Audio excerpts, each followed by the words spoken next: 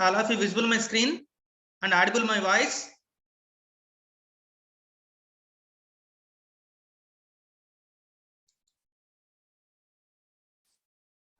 Yes, sir.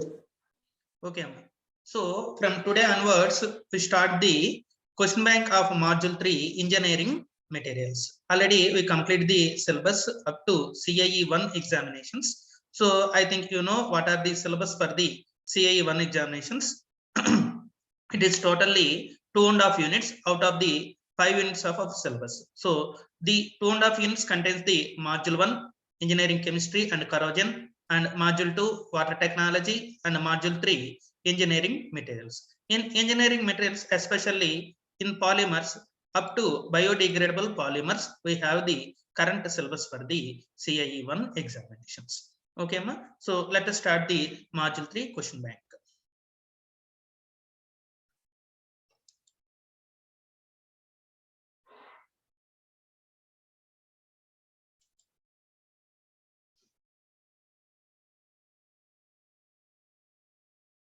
Okay, I think everybody know about the question bank pattern. This question bank contains totally 3 parts: part A and part B and part C. Part A is nothing but short answer questions, and part B is long answer questions, and part C is problem solving and critical thinking questions. Okay, so this is the question pattern present in the question bank. I think all of you have some idea about well discussion in module 2 water technology question bank and module 1 electrochemistry and corrosion question bank.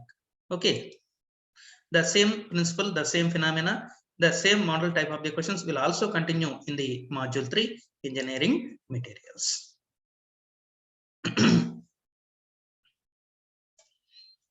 Okay, ma.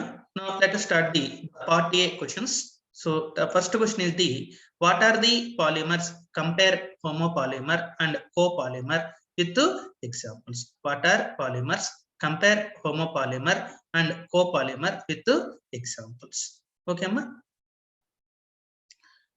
Okay, ma. I think this is the data science A section. And today's afternoon, nearly approximately 12 o'clock, I sent the module 3 material for our CRs. My CRs are there in this meeting? Yes, sir. Both boys here and girls here? Yes, sir. Sir. Okay. Meeku material vachindamma mail chesanu? Yes, sir. Forward chesina sir group lo. Okay, ma group lo forward cheyandi. Adi mana module 3 polymers starting nunchi biodegradable polymer varaku untundandi. Saripotundi. Okay, ma examination point of view lo meeku both CIE and semester end examination renditiki applicable avutadi. Okay, next coming to the point, what are the polymers? Compare homopolymer and copolymer with examples. So first of all, polymers. So I share the material.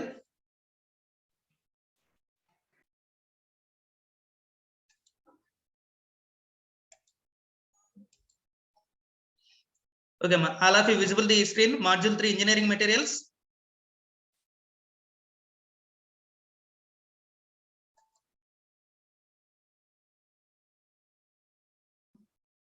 All of you visible the screen, module 3 engineering materials. Visible, sir. Okay. Okay, as per the question, first of all, what are the polymers and differentiate between the homopolymer and copolymer.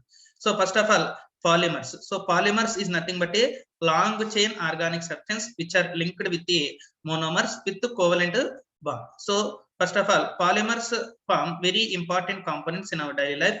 The polymers are highly useful in domestic and industrial and medical fields. The following are the reasons for the extensive use of the polymers. Okay, ma'am. So so these are the applications of a polymers. So most of the polymers are the non-toxic and safe to use. They have the low densities, light in weight, and so transportation polymers will be easy, and they possess the good mechanical strength, and they are resistant to corrosion and will not absorb the any moisture when exposed to the atmosphere. And these can function as good thermal and electrical insulators, and these can be molded and fabricated easily. They possess aesthetic colors. Okay, so first of all, the polymers, the nature of the polymers are the non-toxic. That means they are not harmful to the human beings. And second one is they are having the low densities. Low density means light in weight. Actually, the formula for density is equal to ratio between the mass and volume. So they have the low density. That means their mass is less. So they are present in light in weight, and because of the less in weight, they are easily transported from one place to another place, and they possess the good mechanical strength. That means they have the high pressure, and they maintain the high pressure. That means they can bear the high load capacity, and these are resistant to corrosion and will not absorb moisture when exposed to the atmosphere.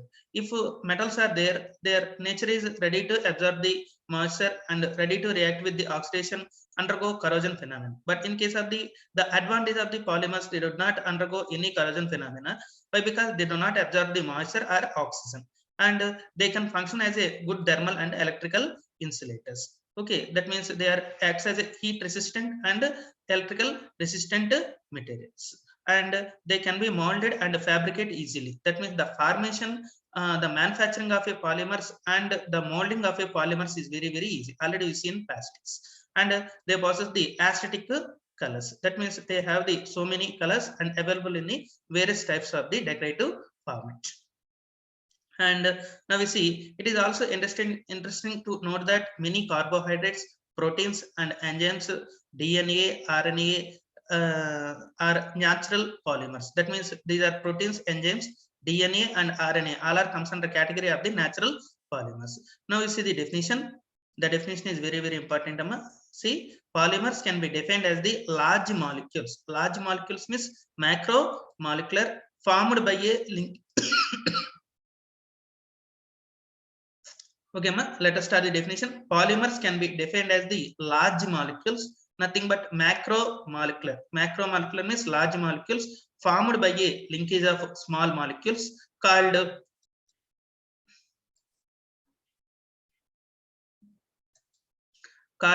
monomers. In Greek language, what is the meaning of polymers?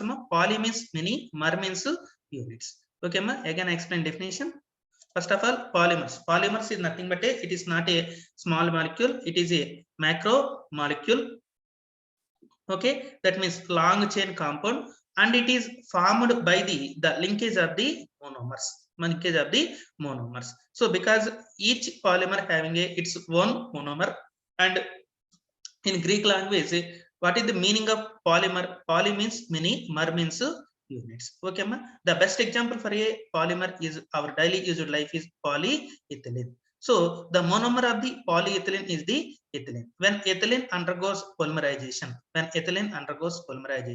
to give a polyethylene. So actually the formula for ethylene is the C2H4, and the structure is CH2 double bond CH2, where N moles of the ethylene undergoes addition polymerization to give polyethylene. This small n represents the degree of polymerization. So we see the definition for monomer. That is nothing but the repeated unit of a polymer. The repeated unit of a polymer is called monomer. The number of repeating units in a polymer chain is called degree of polymerization. The number of repeating units in a polymer is called degree of polymerization. So for example, 100 molecules of ethylene undergoes polymerization to give a polymer chain. The degree of polymerization should be 100. That means in the polymerization of polyethylene, 100 molecules, that means 100 reactants of the monomers involved to get a product. Okay, next coming to the point, our question is, what is the difference between the homopolymer and copolymer? Homopolymer means polymer is made up of only one type of monomer. That means from the starting of the chain to ending of the chain, the monomer should be same. So that is called, for example, if you consider the general formula M, that means monomer. From the starting of the chain to ending of the chain, the monomer should be same. Okay, copolymer. Copolymer means the polymer is formed by the reaction between different monomers. So that means it should not involve even a single type of the monomer. It involves a different types of the monomers. So for example, Buna S. So in Buna S, there are minimum 2 monomers are required. So that means M1 and M2. Okay, so already, can I give the another example for copolymer?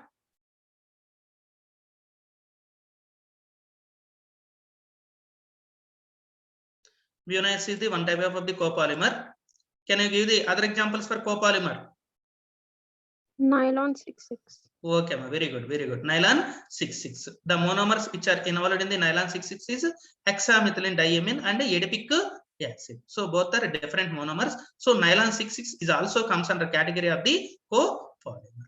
Okay, ma. So as per our question, first of all, you write the definition. Okay, then give the example with equation. After that, coming to the homopolymer, give general example, and copolymer with the general example. Okay, ma. So this is about the right answer for the first question. Next.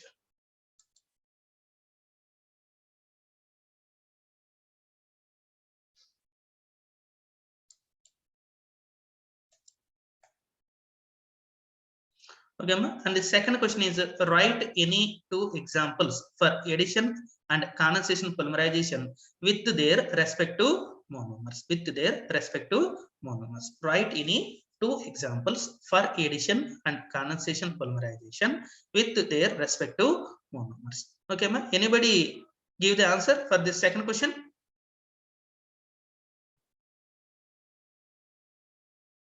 Addition polymers, Teflon and Polyethylene. polyethylene. Okay, ma. Very good. Polyethylene Condensation and polymers, PVC and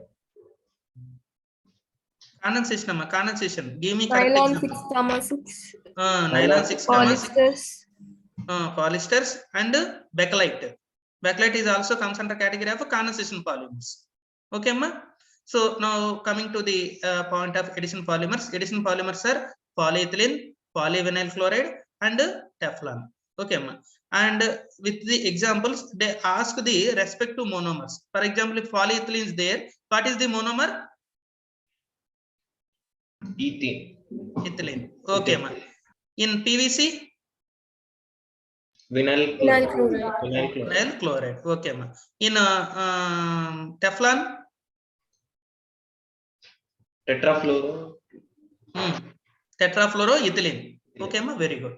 And coming to the condensation examples are nylon 66 and bakelite as per our syllabus. So what are the monomers in bakelite?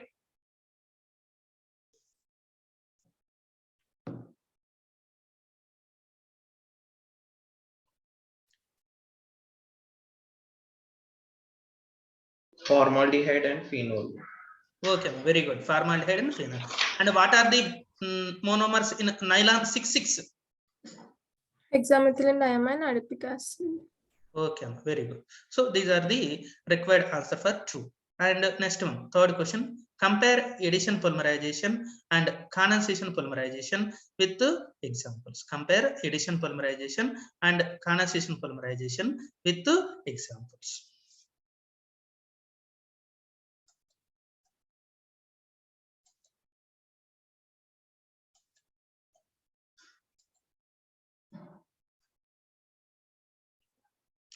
Okay, ma. So these are the condensation and addition polymerizations comparison. So first of all, condensation polymerization and addition polymerization.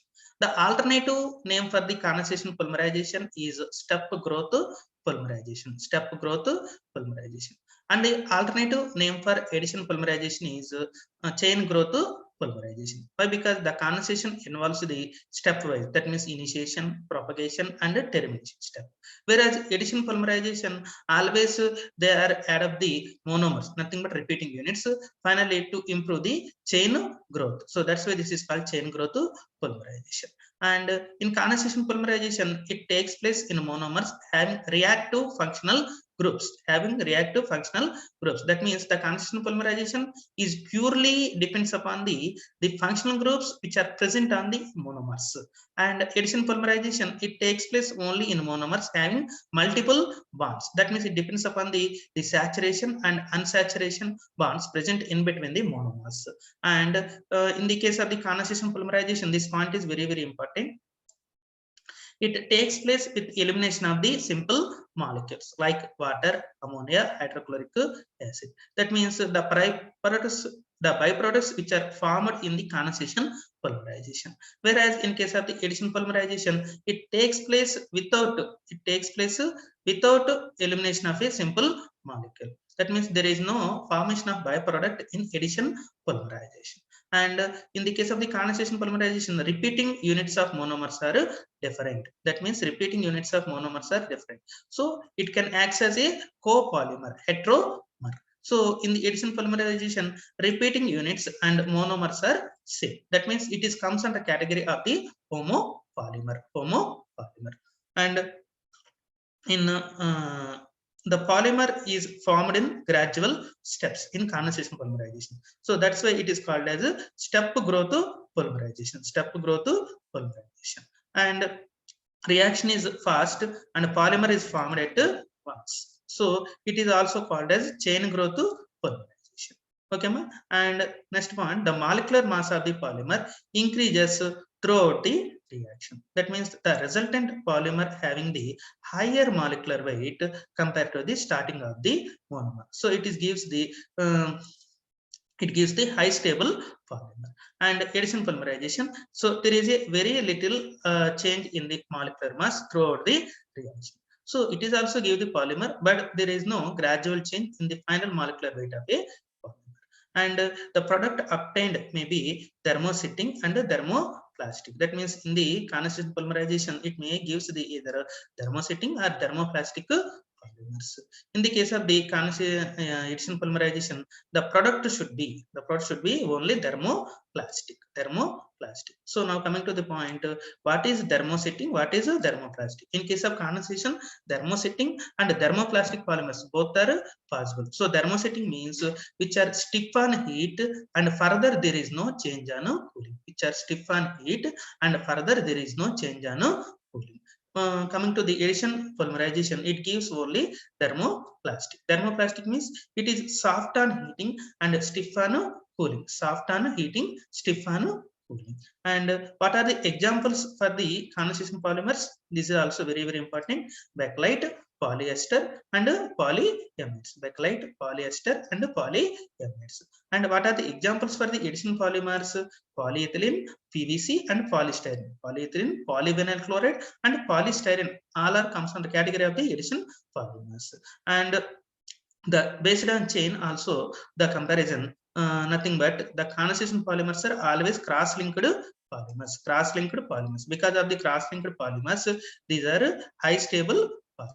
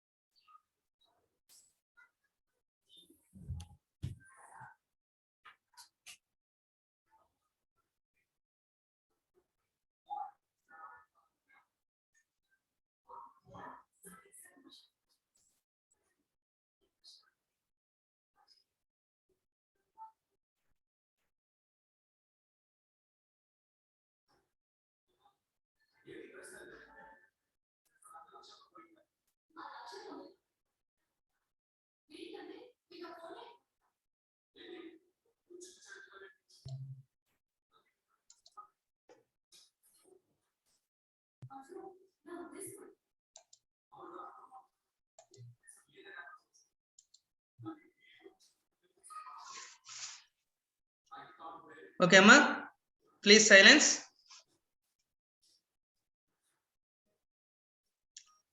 And the fourth question.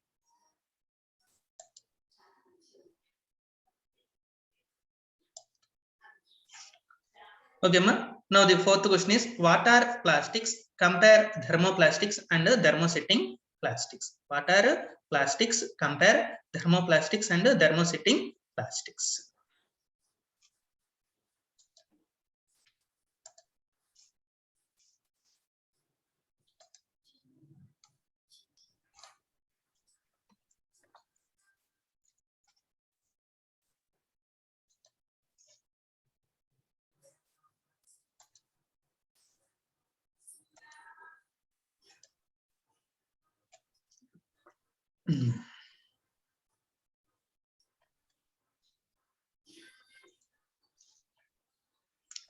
Okay, ma. So first of all, we see plastics. So plastic is a substance that can be easily formed or molded into a desired shape. Already discussing about plastics. Plastics are long chain organic compounds which have a flexibility. So that is they are molded or shaped into desired ornament by applying temperature and pressure in the presence of catalyst. So that is called plastic. So plastic can be formed in a desired shape by the effect of mechanical force or heat. So in the manufacture of plastic raw materials like coal, petroleum, cellulose, salt, sulfur, limestone, air, water, etc. can be used. So that means all of these are which are participated in a raw material of a plastic. Okay, ma. So an advantage is molded into desired shape by the effect of a temperature and pressure. That means mechanical force or heat. So this is about the definition for a plastics. Next, we see the comparison between the thermoplastic and thermosetting resins. Okay, ma. So first of all, thermoplastic polymers and thermosetting resins. Okay, ma. All of you visible my screen, amma? Yes, sir. Okay, ma. So thermoplastic resins are polymers, thermosetting resins. Okay, ma. So first of all, thermoplastic resins. So these are produced by the addition polymerization.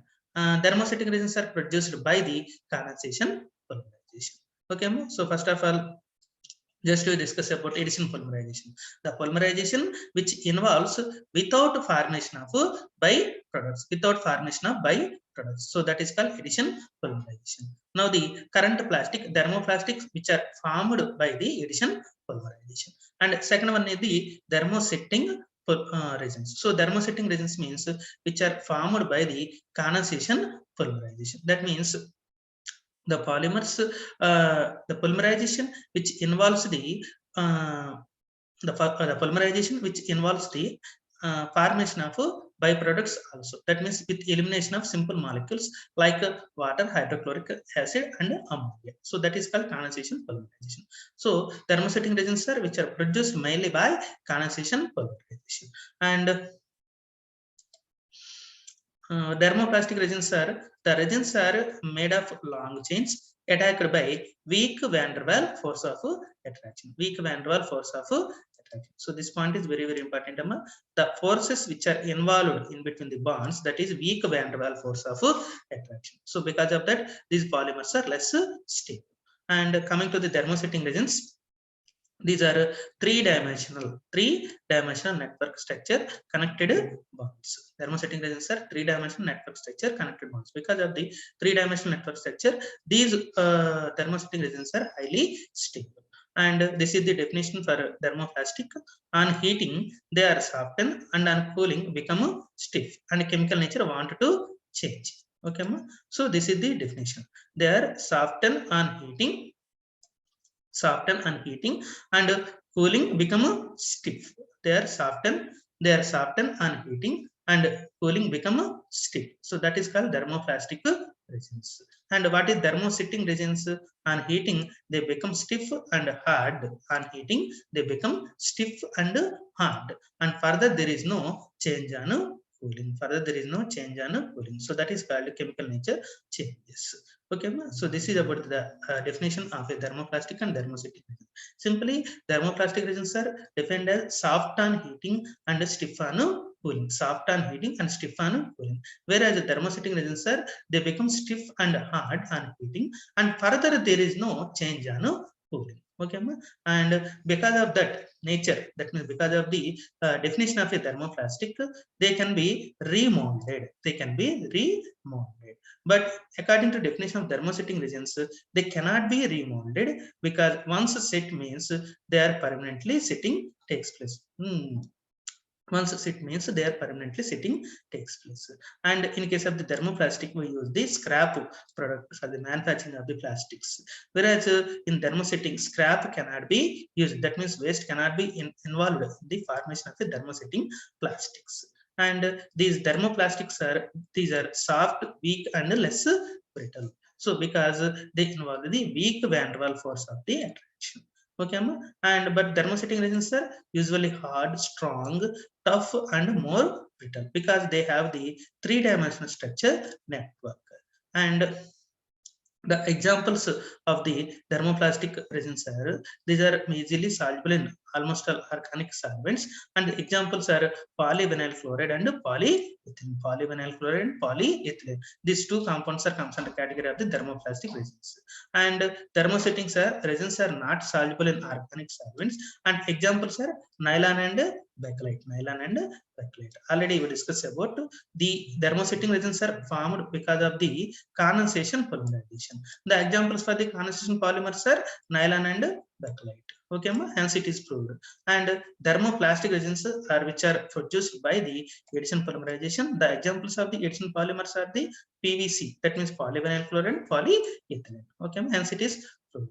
And the last point, containing long chain polymer with no cross linkage. Okay, and they have the three-dimensional 3D network structure. So because of the 3D network, thermosetting plastics are the highly stable, and without cross-linking chain, thermoplastic resins are less stable. Okay, so this is about the comparisons between the difference between the thermoplastic and the thermosetting resins.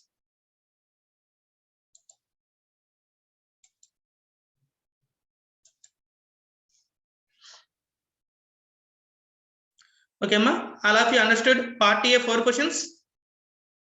Yes, sir. Okay. Next, move to 5th question.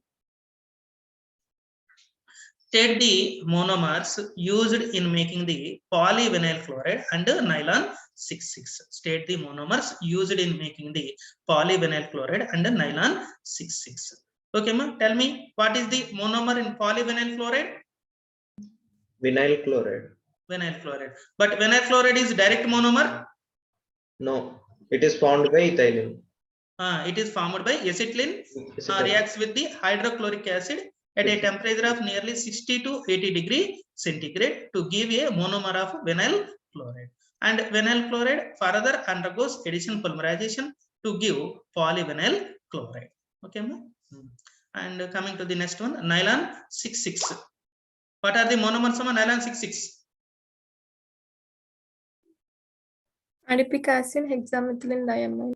Okay, very good. Adipic acid and hexamethylene diamine are the monomers of the nylon 6,6. And next question is, write the properties and applications of bakelite. Write the properties and applications of a bakelite.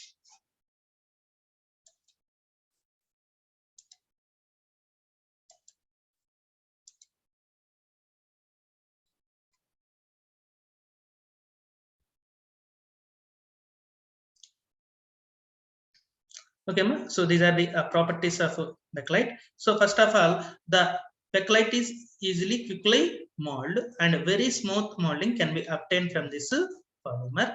And bakelite moldings are heat resistant and scratch resistant materials. They are also resistant to several destructive solvents. And owing to its low electrical conductivity, bakelite is resistant to electric current. Bakelite is resistant to electric current. Okay, so first of all, it is having the like flexibility, molding nature, and it gives the smooth molding obtained from this monomers and polymers. And the resultant moldings can act as heat resistant and scratch resistant materials, and they are not reacted with the any other several destructive solvents, and the life of the bakelite is highly more, and owing to it's having low electrical conductivity, it can act as a insulator. Okay, now we see applications. Because of the electric insulator, it can be used as a electrical parts like switches, plugs, and switchboards. All are made with the bakelite. Switches, plugs, and switchboards all are made with the bakelite material, because the bakelite is purely acts as a insulator and very low electrical conductivity. And for making molded articles like telephone cabinets, for radio and television, and it can act as an anion exchanger in water purification by ion exchange method in boilers, and it can act as an adhesive for grinding wheels, and it is also used for paints and varnishes, and for making bearings used in propeller shops, paper industry, and rolling mills in order to reduce the friction. Okay, these are the applications. So first of all, because of its insulator characteristics property, it is used in electrical wear like switches, plugs, and switchboards for domestic wear, and it is also molding character, so it is used in the telephone parts and cabinets of radio and television, and it is also used for water purification, and the role of this bakelite is acts as an ion exchanger for the removal of anionic hardness like chlorides, sulfates, carbonates, bicarbonates, etc. And it is also acts as adhesive, that means binder, which can hold the substance, especially for grinding wheels, and it is also used for paints and varnishes, and it is also making bearings used for the mechanical industry, especially propeller shops, paper industry, and rolling mills in order to reduce the friction. Okay, so this is about the properties and applications of bakelite.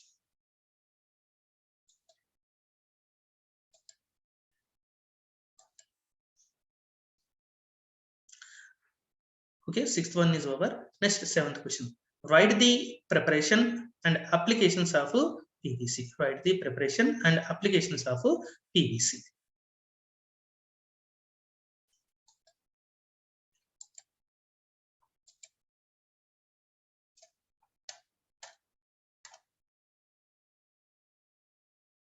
Okay, ma. All of you visible the screen of PVC, ma?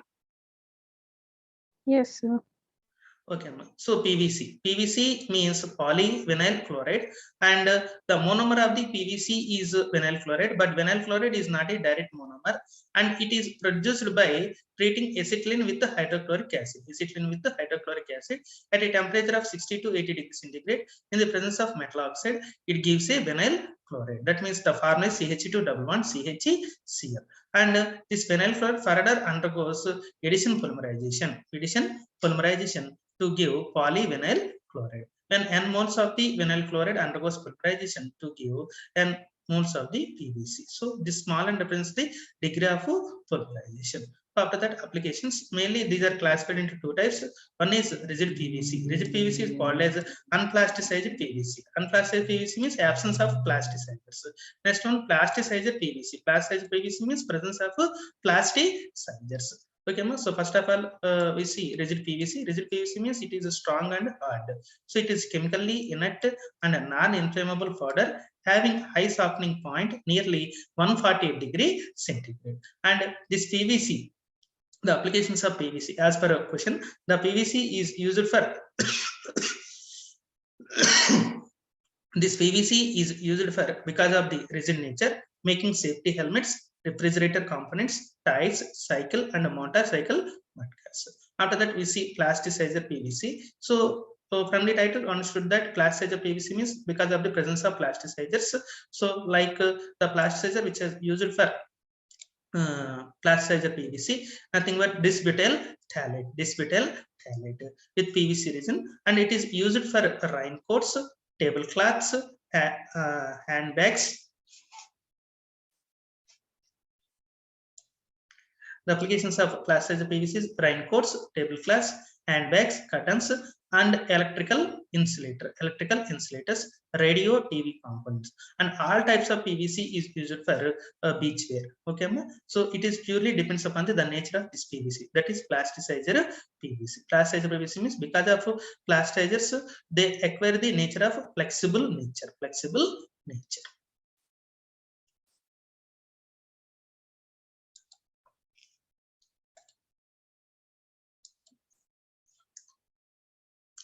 Okay, next one. What are the functions of plasticizers and fillers in compounding of plastics? In compounding of plastics, what are the functions of plasticizers and fillers in compounding of the plastics?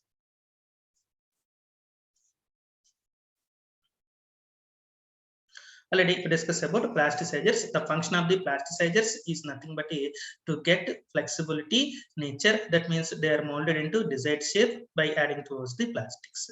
And fillers are nothing but to improve the strength of the plastics. Okay, let us start the nature of plasticizers and fillers. Okay, ma, all of you visible the plasticizers? Yes, sir. Okay, ma'am. So plasticizers are the substances added to enhance the plasticity of the material and to reduce the cracking on the surface. Because of plasticity, what happens? They should be molded into desired shape by applying temperature and pressure. So plasticizers are added to the plastics to increase the flexibility and toughness. To increase the flexibility and toughness. And plasticizers also increase the flow property of the plastics. The flow property of a plastics. So what are the examples for the plasticizer? Nothing but tricrysyl phosphate, dimethyl oxalate, castor oil. All of this comes under category of the examples for plasticizers. And next one is the fillers. Fillers are nothing but generally added to the thermosetting plastics to increase the elasticity and crack resistance. So these are applicable to for the purpose of to add the thermosetting plastics for the development of elasticity and crack resistance. So elasticity means the substance comes to its original shape after removal of applied stress. The substance comes to its original shape after removal of applied stress. Okay, ma. And fillers improve the thermal stability, strength, non-combustibility, water resistance, and electrical insulation properties, and external appearance. So all of these comes under category of the fillers nature. And what are the examples for the fillers? Mica, cotton, carbon black, graphite, and barium sulfate. Mica, cotton, carbon black, graphite, and barium sulfate. Okay, ma? So all of these comes under category of the examples for a fillers.